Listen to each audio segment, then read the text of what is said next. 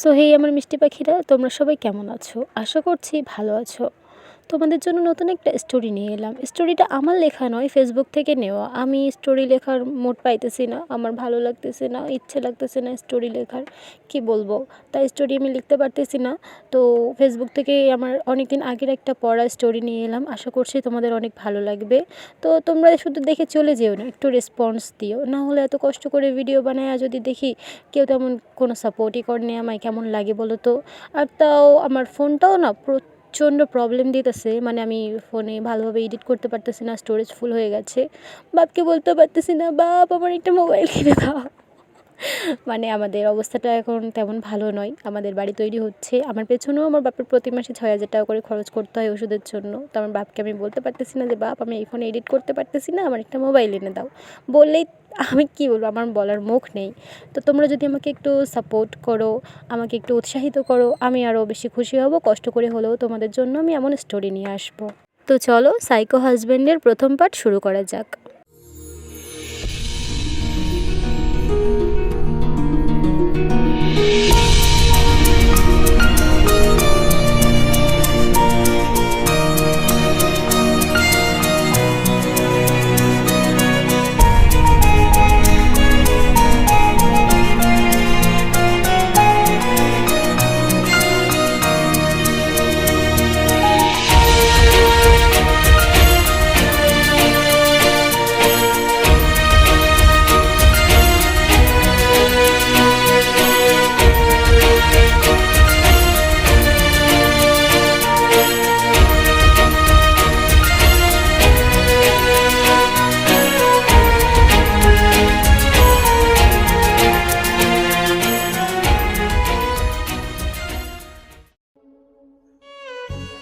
কিছুক্ষণ আগেই ধর্ষণ হয় নিজের চাচাতো ভাইয়ের দ্বারা রাতের অন্ধকারে।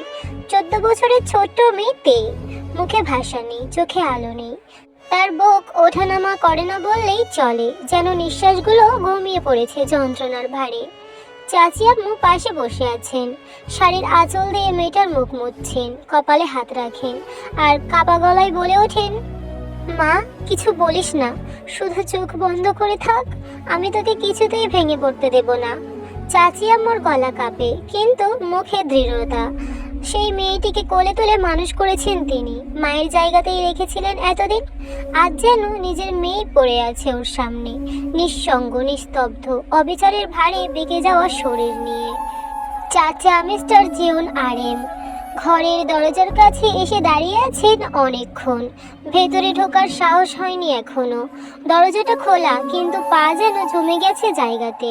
ভেতরে মেয়েটা পড়ে আছে, চোখ বন্ধ করে, নড়াচড়া নেই। চোখ মেললে কি বলবে, কি মুখ দেখাবে, কিছুতেই ভেবে পাচ্ছে না। জীবনে এমন অসহায় তিনি আগে কখনো হননি। এই মেয়েটা শুধু তার ভাইয়ের কন্যা নয়, তার নিজের মেয়ের মতো। ভাই বেঁচে থাকতে হাতে হাত দিয়ে বলেছিলেন তে যেন কষ্ট না পায়। ভাই, আমি তোমার মেয়েকে আগলে রাখবো নিজের সন্তানের মতো। সেই কথা দিয়েছিলেন বুক ঠুকে। বলেছিলেন এই ঘরে সে আসবে মাথা উঁচু করে, নিজের ঘরের মেয়ে হয়ে। আজ কি মুখ দেখাবেন, কার সামনে দাঁড়াবেন? অন্য কেউ এই ক্ষতি করলে তিনি আকাশ ফুঁড়ে বিচার চাইতেন, কিন্তু অপরাধী তো তারই ছেলে, তারই রক্ত, তার ঘরের মানুষ। মিস্টার জন নামজন চুপচাপ দাঁড়িয়ে থাকেন, কান পেতে রাখেন ঘরের নিস্তব্ধতা শুনতে। চাচি মিসেস জিন ভেতরে মেয়েটার মাথায় হাত রেখে বসে আছেন। চোখে জল নেই, মুখে যে দৃঢ়তা, তা যেন পাহাড়ের মতো। তারা তো মেয়েটিকে মানুষ করেছেন নিজের হাতে, ফুলের মতো করে রেখেছিলেন। আজ সেই মেয়ের নিজের ছেলের হাতে। না, বাক্যটা মাথার ভেতরেও শেষ করতে পারেন না তিনি। মিস্টার নামজুনের মনে হয় এই মুহূর্তে যদি পৃথিবীর সমস্ত আলো নিভে যায়, তবুও তা অনেক কম যন্ত্রণা বয়ে আনবে তার বুকের ভেতর থেকে উঠে আসা দগদগে অনুশোচনার তুলনায়। পড়াশোনা শেষ করতে করতে অনেক রাত হয়ে যায়। উঠে গিয়ে হাত মুখ ধুয়ে জামা কাপড় পাল্টে নেয়। একটা হাত কাটা শর্ট টি শার্ট আর হাঁটু পর্যন্ত ট্রাউজার প্যান্ট। তারপর নিচে চলে যায় আইসক্রিম আনতে, খেয়ে ঘুমাবে সে। নিচে যেতেই দেখা হয় তার চাচাতো ভাই জাংকুকের সাথে। জাংকুক মাত্রই ফিরেছে বাসায় ড্রিঙ্কস করে, নেশা চড়েছে, তার প্রতিদিনকার ঘটনা এটি। কিন্তু আজ এভাবে তেকে নেশার ঘরে দেখে তের নাভের দিকে চোখ পড়তে লোলুপ আকর্ষণ জাগে তার। তে কিছু না বলেই তাড়াতাড়ি করে চলে যায় উপরে নিজের রুমে। মনের আনন্দে আইসক্রিম খেতে থাকে। এই বয়সে তার বোঝার বোধও হয়নি জাঙ্কুকের দৃষ্টিতে কি ছিল। এদিকে জাঙ্কুক বারবার ইগনোর করতে চাইলেও নিজের শয়তানকে আর বশীভূত করতে পারল না। মাথায় ছড়িয়ে পড়ল অন্ধকার, আর তাতে জন্ম নিল এক নির্মম বিপত্তির। জাঙ্কুক হঠাৎই তের ঘরে ঢুকে দরজা আটকে দিল। তে কিছু বুঝে ওঠার আগেই হামলা চালালো সে। তারপর গুমোট আক্ষেপ আর আর্তনাদের শব্দ চারপাশে ছড়িয়ে পড়ে। তের চেঁচামেচির শব্দে একসময় ঘুম ভেঙে যায় জাঙ্কুকের বাবা মার। দরজায় হাজারবার খুলতে বললেও খোলেনি। দরজা ভাঙারও উপায় নেই, কারণ আপত্তিকর অবস্থায় কিভাবে দেখবেন তাদের।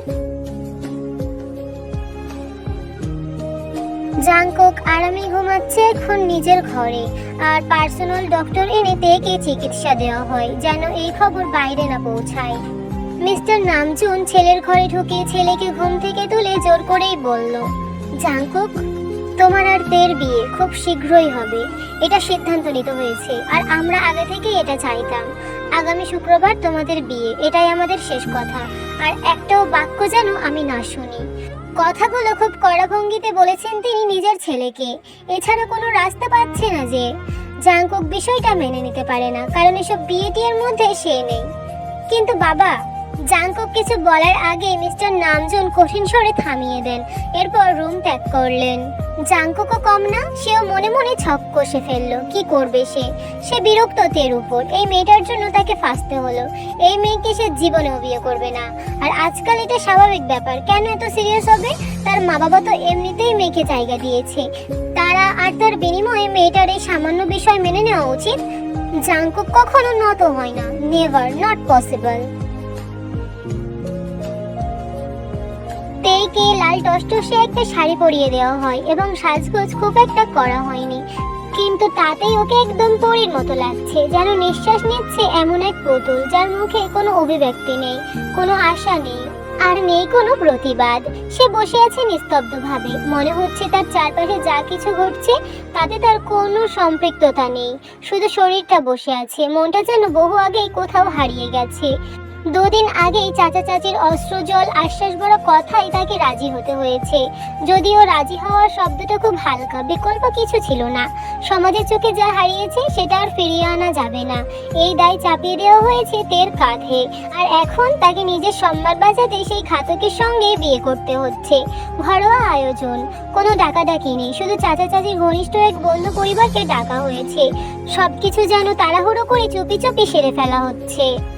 এই বিয়েটা যেন কোনো উৎসব নয়, বরং একটি সামাজিক দায় মেটানোর যন্ত্রণা। তের হাতের মেহেদির রং তখনও গাঢ় হয়নি। গায়ে দেওয়া লাল শাড়ির ভাঁজগুলো এখনো ঠিকঠাক, অথচ মুখে কোনো আলো নেই।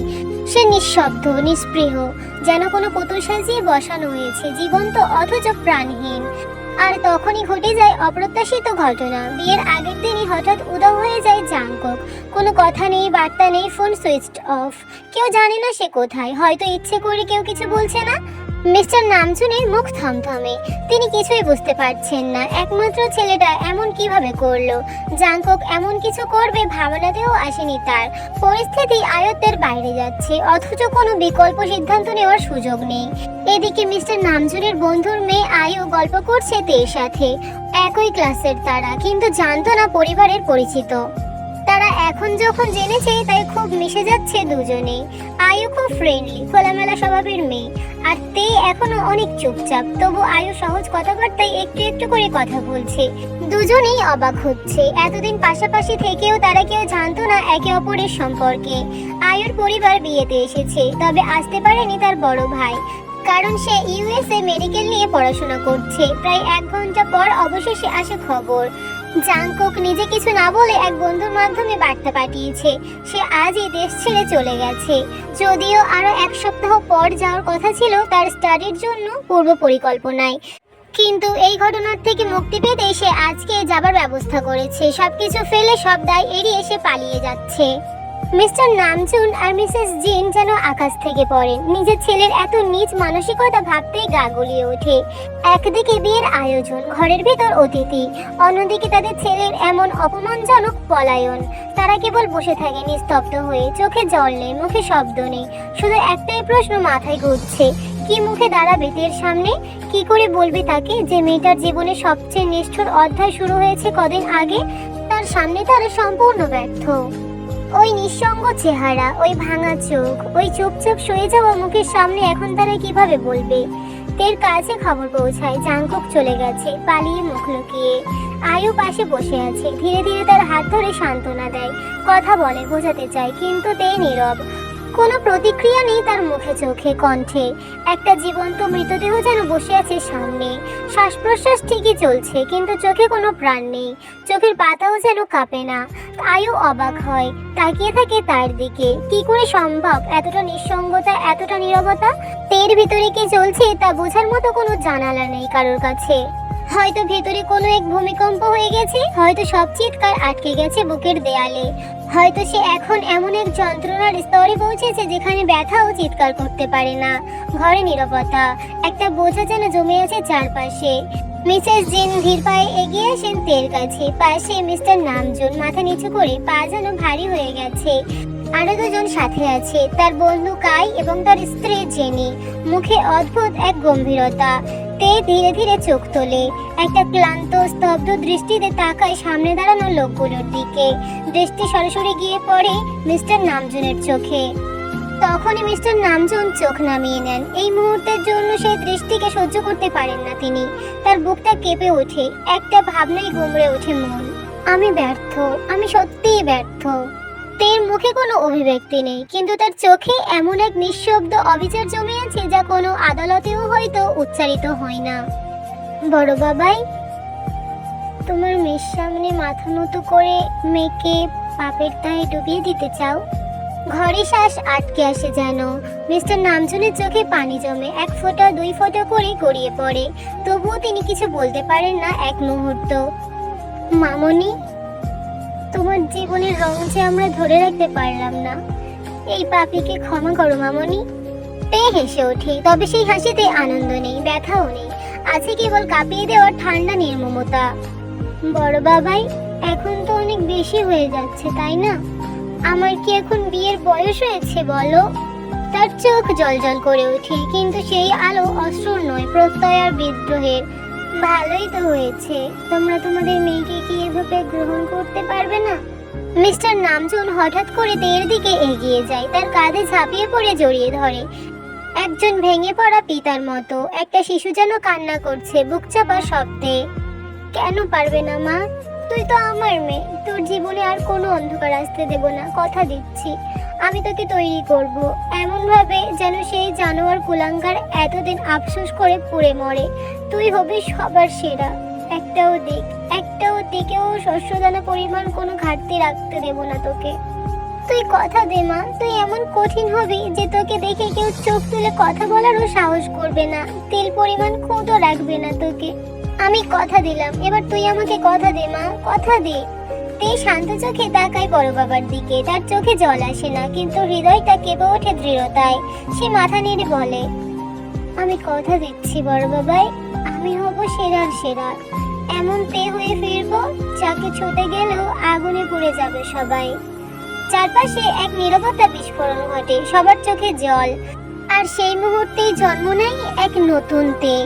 অতঃপর শুরু হয় এক নতুন তে হওয়ার যাত্রা।